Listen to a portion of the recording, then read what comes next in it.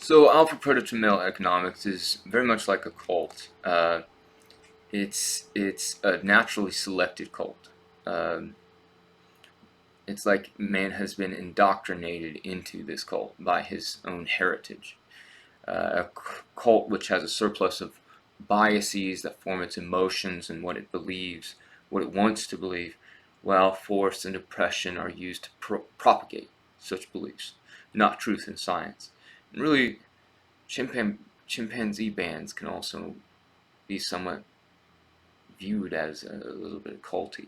Any type of alpha predator male group is very cult-like. It doesn't. It's organizations based on force. No one can really too much talk about it. It's much more instinctual and ritualistic rather than scientific. So the selection of macro patriarchy. Um, evolution, uh, uh, uh, evolutionary psychology and history would suggest that the agency of man is selected to be macro alpha predator male or macro patriarchal, which is averse to averse to democracy, and pro macro patriarchy, which are more totalitarian. Evolution has selected an agency in man that plays this macro alpha predator male game of creating macro alpha predator male organizations that maximize the number of oppressive control memories and sexual interactions. So, macro patriarchy is selected because it's the system, the organization which helps the genes of men in alpha states spread the best. It's not necessary. Macro patriarchy is not selected for civilization. It's not. We didn't all get around in the scientific table and say, this guy needs to have all this money and you guys get none. you know, no. Natural selection did that because that allows this guy to replicate more. And that's macro patriarchy is selected for naturally, not scientifically, and that's like the whole crux because they can't get out of it, and it conflicts with what society should be from our understanding of science and of what is a healthy society. Evolution has selected. It's it's sort of like chimpanzees. These macro alpha predator male organizations. Uh, you know, that kind of organization helps reach the main male mating routine, whereas democracy doesn't. Democracy diminishes their ability to reach their main male mating routine. Therefore, they're super averse to it and more pro this, dominance hierarchy, more and sexual violence and etc. That's a brutal world. That's selected for brutal society.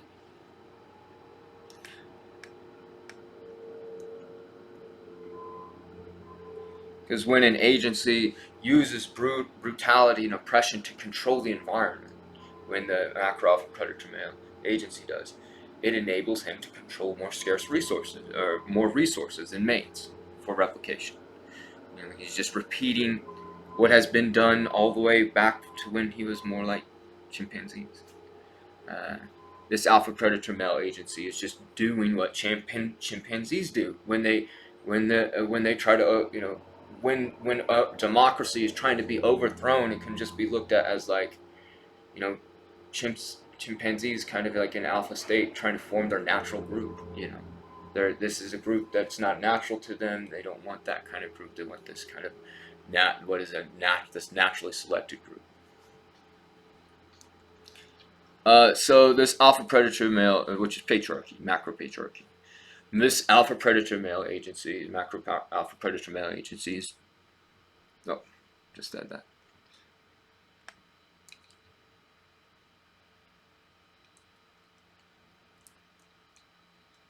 But it's important to note that the familial mind state is always inside man.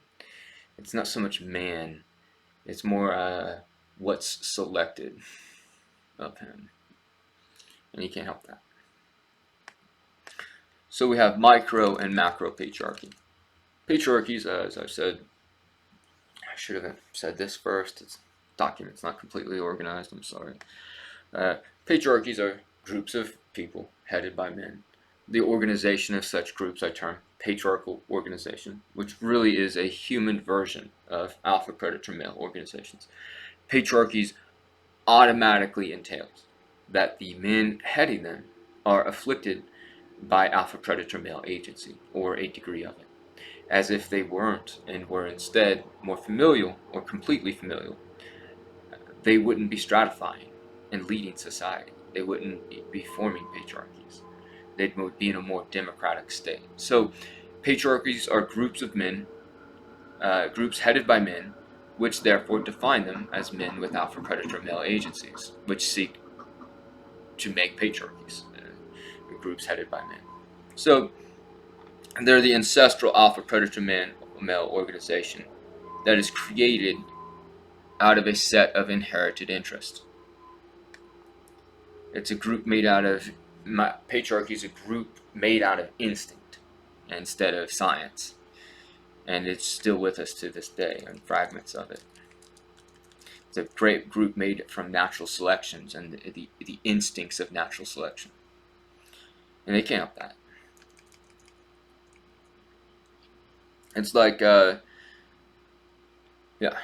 So now women can be at the head of these patriarchal organizations and it still not be a matriarchy. They could inherit a patriarchal organization. These women could inherit a patriarchal organization that has been in the making by men for hundreds of years. And miraculously, if they allow women to inherit the throne and a woman is the only heir, she can become the monarch. It's women inheriting a patriarchal organization. Same thing with corporations, banks, and other alpha predator male organizations. So it's it's not like you've had generations of women for hundreds of years making the social rules in society, and now you're the next eldest daughter in line, and you're gonna lead your matriarchy. No, like it's more like generations of men have led this brutal, oppressive, enslaving society. Then all of a sudden, a woman's miraculously gets ahead of charge of it, and usually makes it less like crazy. In fact, more talkative. And I would say, I haven't said that already. I don't know, because I've made some videos where I didn't use them. But I believe women cause the Enlightenment, women leaders, because they make it less. Man's society is always about, be quiet, shh, we're on the hunt, shh. Women's is more because of their ancestral roles. They talk and listen more. So they when women came into power, they call it the big thing that was happening at the time were salons, what they're called, which was basically wealthy women would host events to where these like artists and thinkers would come together and like talk and do art and stuff like that. And also, what's her name? I have it here, but anyway, she made one of the very first in like 1500s, I believe, first a free college, free English school, I believe it was, an English school. So yeah. So micro-patriarchy refers to stratified families. These seem to be the main ancestral organization of humanity. Small bands under the control of the men in the group. So, however, this isn't often, or this is always the case. Sometimes, but not very often, matriarchies do occur. However, and also sometimes the small bands in the past, even if they were headed by men, are more egalitarian than the larger ones. But often they exhibit sometimes they exhibit sexual predation or prejudiced just prejudice against maybe some women and children sometimes. But the thing is, it's like you have in the past all these different tribes, and they have this diverse, pretty decent diverse makeup.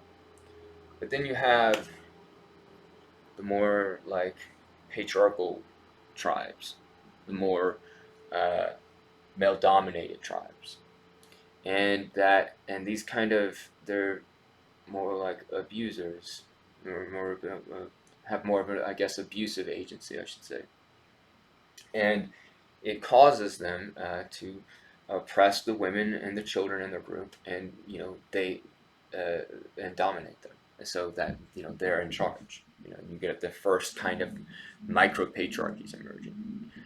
The thing is, these micro patriarchies spread and end up dominating the rest of the group. They do what they did to their own in-group.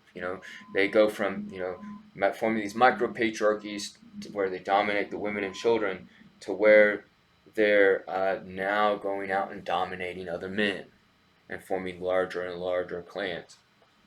So it's like it's not that man is kind of this abuser, it's that is abusers are selected for. That's what gets in charge. I mean, that's what it's all about. The alpha predator male agency is all about abusing the system to get in charge, and that's what it does, and that's what it's been doing for thousands of years. And slavery, genocide, sexual predation, and forever. It's not like it always. That's like where it's weird is that it's not always like that. For a long time, we were these kind of hunter-gatherer tribes, where it wasn't, where that kind of agency was there. They had some micro patriarchy and some stuff like that, but it wasn't real bad until it got really large, and then it's like their culture amplified these kind of predatory instincts. But for example, we think Native Americans, great. I mean, they're tribes, but I think it was like 1500, maybe 1400. They had a huge settlement. Like where a lot of them came together.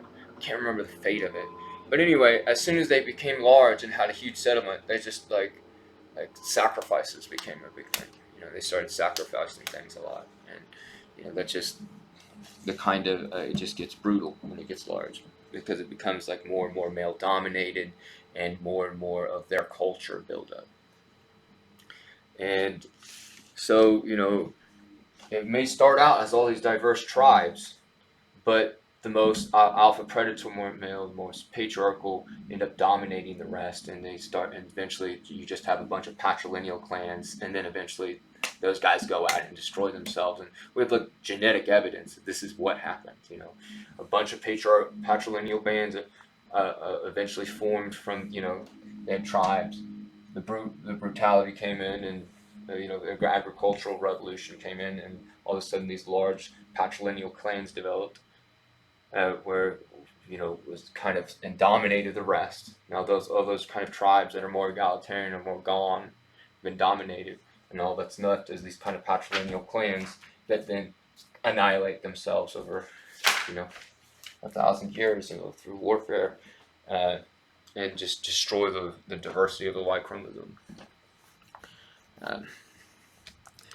But they can't help that. That's micro patriarchy. So micro patriarchy refers to I should say that's not right. Micro patriarchy. That's macro patriarchy. The development of micro into macro.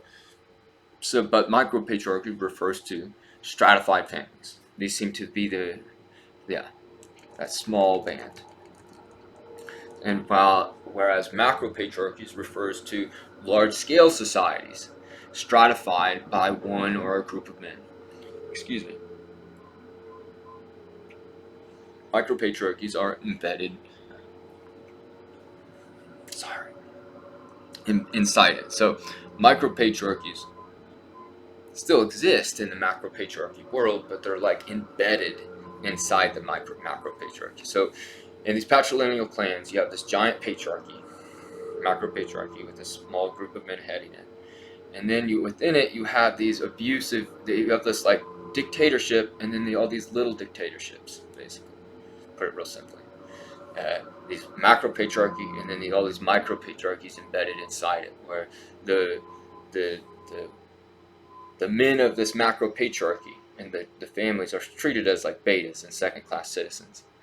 And whereas also within these families, though, the women and children are treated as betas and second class, even like less than second class citizens, like a third class citizen, subjugated by the slave. You have these slave men, and they subjugate their own kind of oppressed men, and kind of enslaved, and they then have their own little system of slavery within their own family.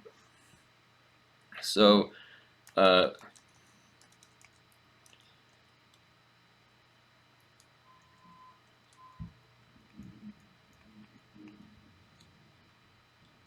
me go over here the Kardashev scales once again a little bit. Kardashev scales, they're like futuristic types of civilization, type 0, 1, 2, 3, based on their energy capacity.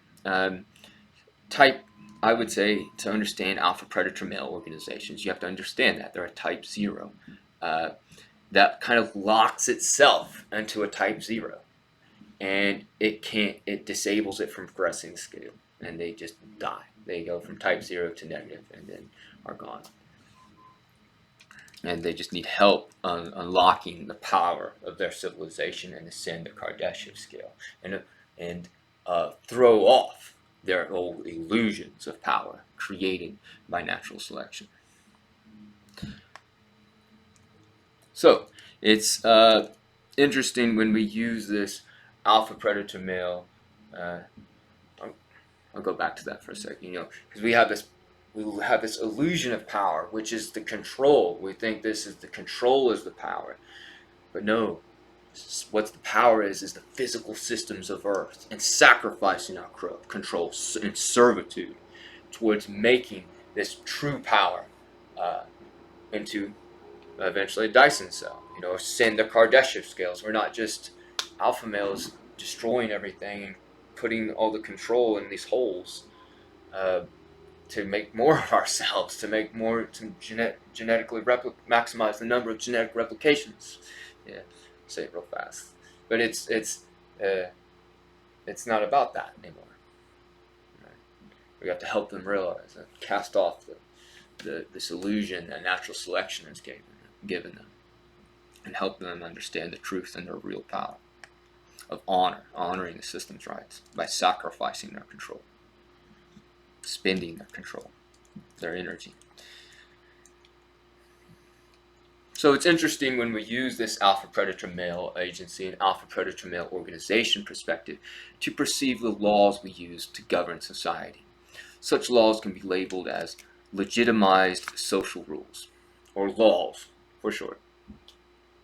So when we say laws, the laws of, that means a lot of things, but generally when just kind of lay speak, laws refers to these social rules that have been legitimized and made to, meaning they've been signed into the law and made to govern people's behavior. And now, if you do not, you receive consequences or perhaps even benefits, because it's not just trying to avoid behavior, but reinforce it. So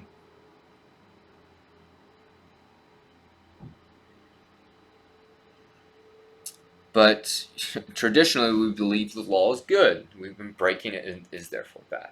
But when we really start to define good and bad and have an unbiased understanding of history, we realize the laws are frequently a part of the bad.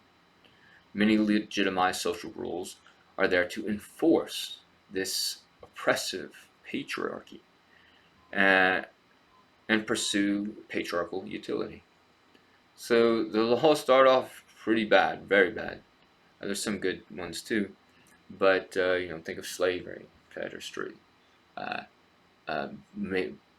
abusing the legal sexual abuse and physical abuse of women. Uh, so, you know, it's sad. I don't want to get too much into that, but the laws are this main tool of the patriarchy to elicit their abuse upon the world, to spread their genes more nominally. It's like the rules of a chimpanzee band almost. It's not there to honor the system's rights. It's there to spread the genes. They're kind of criminal laws created out of instinct to spread genes, to maximally replicate the genes of men in alpha state. All the chilling mass atrocities through history are done through law. Large groups of people are ordered through law by one or a few alpha predator male agencies to despair the world with genocide and other atrocities. Not to mention all the enforcers of the oppressive alpha predator male organization. The police, soldiers, were just following the law. The Nazis, Khmer Rouge, Congo Free State, every one of them throughout our tenure of the world are done by these real criminals, these laws. The criminals, as these laws streamline and legitimize this kind of leadership, macro criminal behavior. And not only does it do that, but it creates structural violence. It creates crime in its population. So we see case after case of judges giving sentences to throw people in jail, and yet crimes still keep repeating. That's because we're focused on the wrong thing. It's not people. People aren't the problem. The problem is the memories of people and the laws by which people are organized. And operating on these will yield differences in behavioral patterns. The laws which make people move and their perceptions, that's what we have to be focused on as judges, as someone that's actually trying to stop crime and prevent it from happening, and prevent it from happening again. And sometimes, yes, jail is needed. And sometimes you might have something in the future where you get maybe implanted with a chip or strapped with like a bracelet or some sort of drone that is able to disable you in the event of something, you harming yourself or someone else. It's like you wear your prison almost.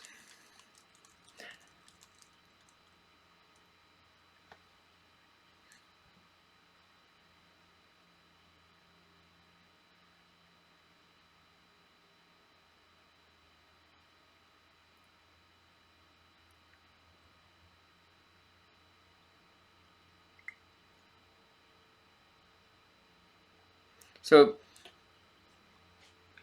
these laws, and perceptions are the problem, and they can exist only so long in the presence of higher technology before these perceptions and laws wipe themselves out by using the technology in irrational ways, by generating behavioral patterns within humans that cause them to use their technology irrationally.